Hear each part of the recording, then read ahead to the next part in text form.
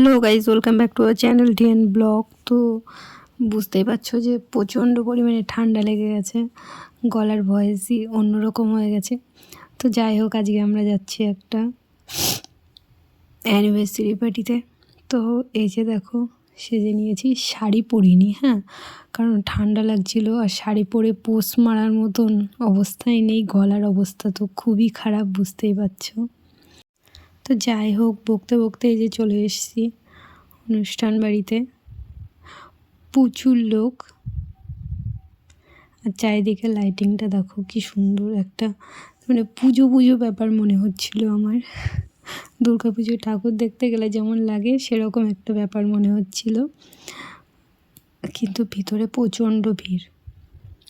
তোমাদেরকে দেখাচ্ছি, আর এই ভিড়ের ভিতরে অনেকে, আমার তো ঠান্ডা লাগছিল এত ভিড়ের ভিতরে তাও, আর অনেকে তার মানে শুধু একটা ড্রেস পরে চলে এসছে। কী করে আসে বাবা, আমার তো দেখেই ঠান্ডা লাগছিল। আমি তো 3টে সোয়েটার পরে এসেছিলাম। এমনিতে আমার একটু ঠান্ডা বেশি। আর মা আর বাবু এই যে সামনে হাঁটছে, দেখো শুধু লোকের মাথা দেখা যাচ্ছে আর কিছু না। তো এই যে 2 সাইডে স্টল টাইপের করেছে, এই সাইডে একটা, এই সাইডে একটা।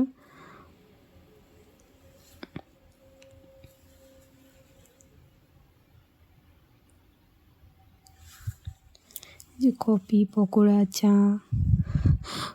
ভয়েস এমন হয়ে গেছে, কফি আর বেরোচ্ছে না, কপি হয়ে যাচ্ছে।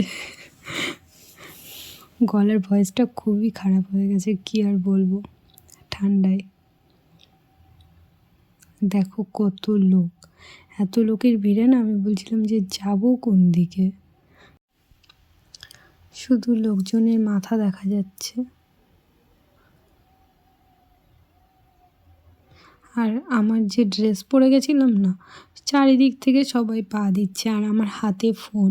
এবার আমার ফোনটা নিয়ে তো কেউ একটু ভিডিও করে দেবে না, যা করতে হবে আমার নিজে নিজেই করতে হবে। কি বলবো, আমার সবাই থেকেও নেই এরকম একটা অবস্থা।